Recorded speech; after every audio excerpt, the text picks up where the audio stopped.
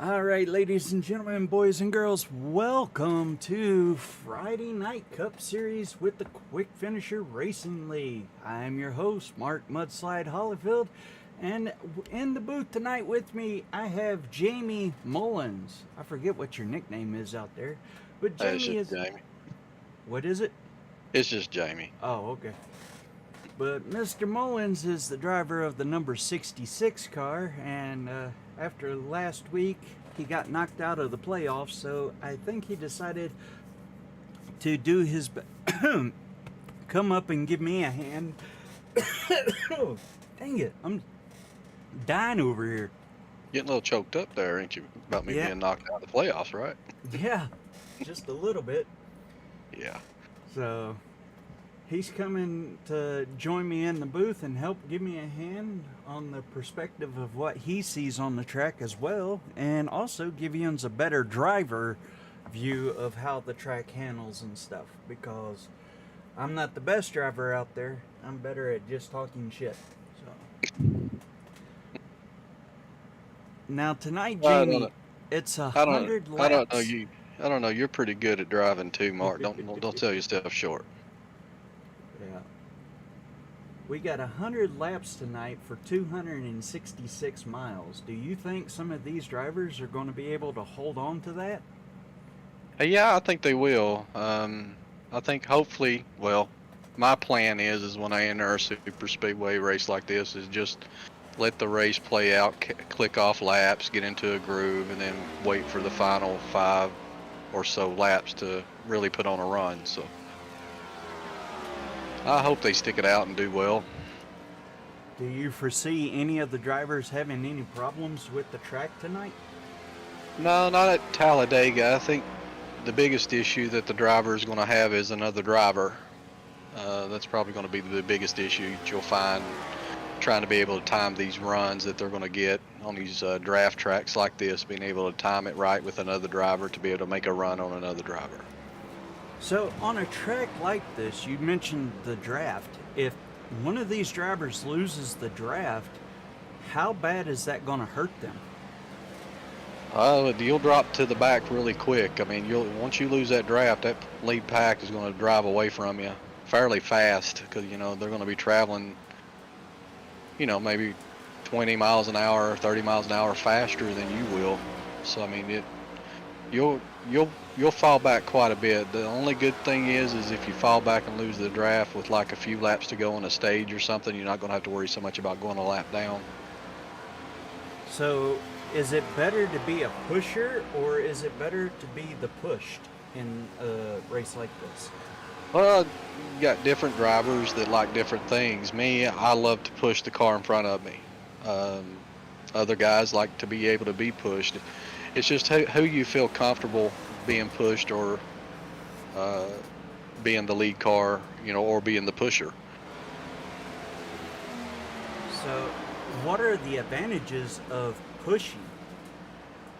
Well, the car that's pushing is going to give those two cars, a better run at the ones that's not lined up 100% bumper to bumper on the other side. The cars on the outside is probably going to have a better chance of slowing the cars on the inside down due to the side draft. So pushing another car up to the lead is probably going to be the ones that's going to have the most advantages, the ones that can hook up the best. So, what's the advantage of being a pusher or being pushed then? Well, the advantages of being pushed is you want to be pushed out to the lead first for the individual that's behind you. So that's really the advantage, being able to dictate where you're going to go on the track and because the guy that's doing the pushing cannot see, in front of the car that's being pushed. So if they plan it right, then them two can hook up, and he's kind of like running a buffer to be able to maneuver around cars or whatever it is that they need to do. Okay, so what are the major disadvantages of being a pusher? Well, the biggest one is you can't see in front of the other car. So if the car that's being pushed makes an invasive move to the outside or to the inside or something like that, then the guy that's being pushed really has no reaction time.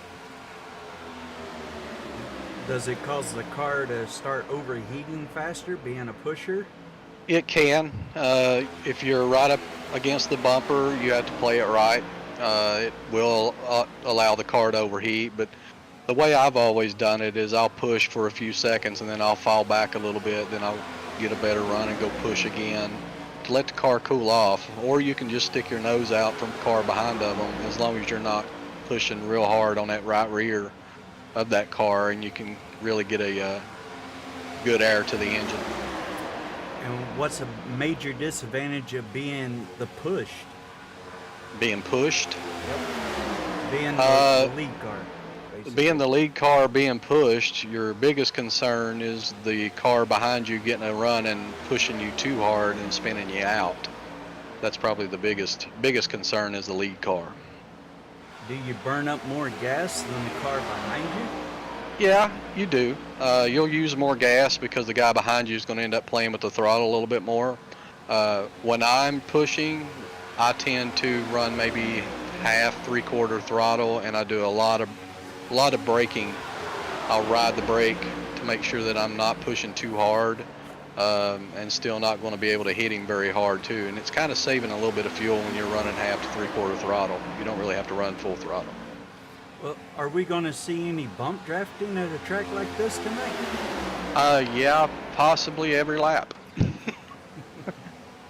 Possibly every lap. And where would you say the best places to do the bump would be? Not in the turns and not in the dog leg. That's the best places to do it, not to do it. So basically coming out of 3 and just before you go into 4? Or not coming out of 3, coming out of 2 and just before you go into 3? Yeah, well, not even in the turns at all. I mean, before I even enter turn 1 and before I enter turn 3, I'm really not bump drafting or up on the individual's bumper at all.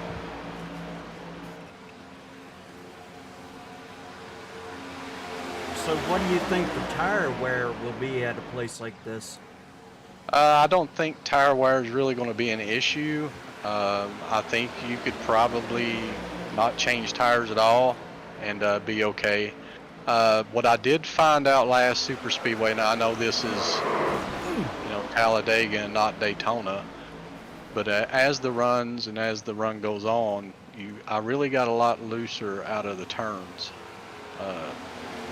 compared to tires and no tires. But I don't know if that's going to be that much of an issue here at Talladega since it's a lot bigger track.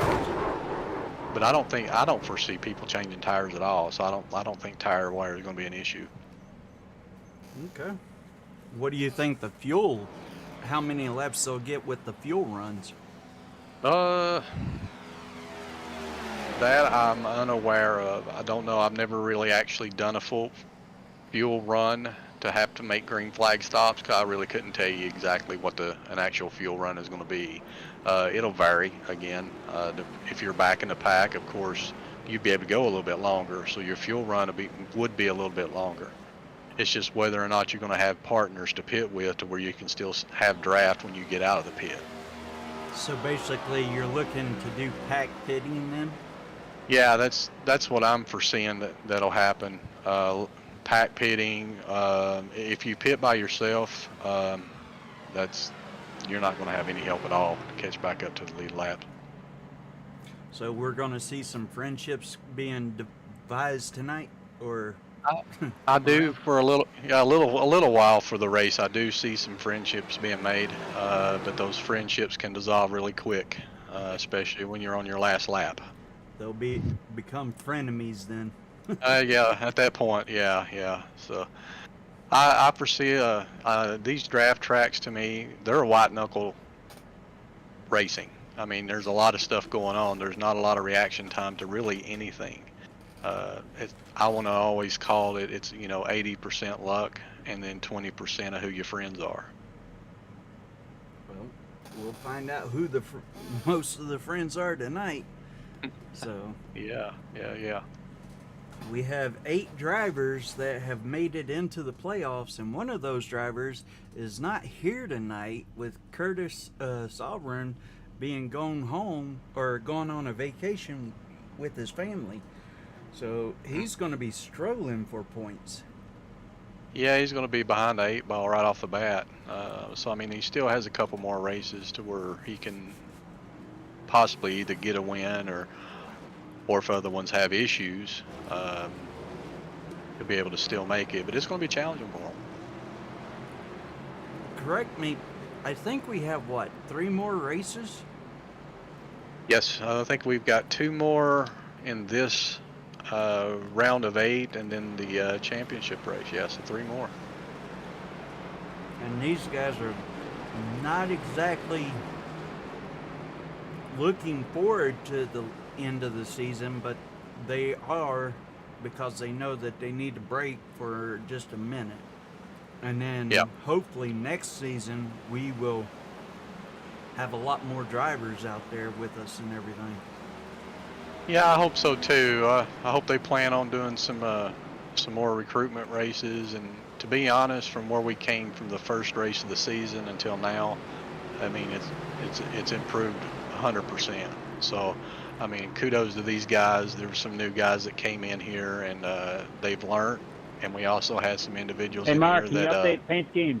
that was able to teach these guys. They'd take them under their wing and give them some advice, and it made them a better driver. I got told I need to send out the link.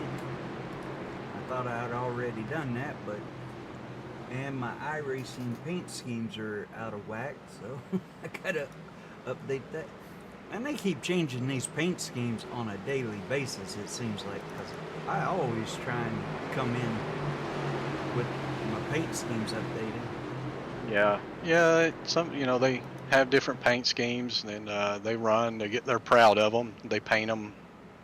Probably spend a lot of time during the week painting them. So I mean, they turn out some really good-looking cars. Well, yeah, I know that. Damn it. The number 2 is always working on his cars, and that's Tyrone, I believe. Yeah. Tyrone's He's always posting. Yeah, he sure is. He's always posting on Discord some killer paint schemes. Yeah. I've seen him post some killer paint schemes also on the Facebook and stuff like that, and yeah, his paint scheme did change. Yeah. I noticed Colton running a pretty nice little National Guard car there, and he painted that one up really good for that Langford Nation, for those guys to watch him during his. He does really well on these super speedways. Now I gotta post the link for these guys, and then hit refresh on the paint scheme. So, do you want to go ahead and drop down into the voice channel and talk to these guys and see how they're doing and feeling? Yeah, I'll run down there and get an idea on how these guys are. All right. What they're feeling. We'll head down there and talk to them now. All right. Feels like a pile of poo.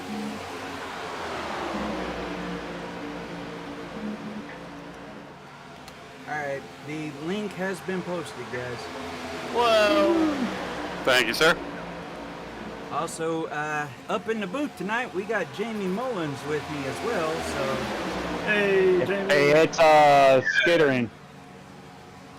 Dude, Well, this will be an interesting broadcast. Yeah, nothing's off the table, fellas. Oh, shit. All right. what do you mean it's skittering? At least for me, I'm looking at it. It's just a little blurry for me right now. It's not skipping like it was. It's skipping a little bit, but it's blurry. Okay. On my The frame rate looks a little off. Yeah, let me get out of it and back into it. Yeah, I was gonna say, because when I was messing with it, it wasn't showing me anything, but over here in my messages, it's telling me that I'm 10% behind. I'm like 10 seconds behind. Where's the rest of these guys at, Colt?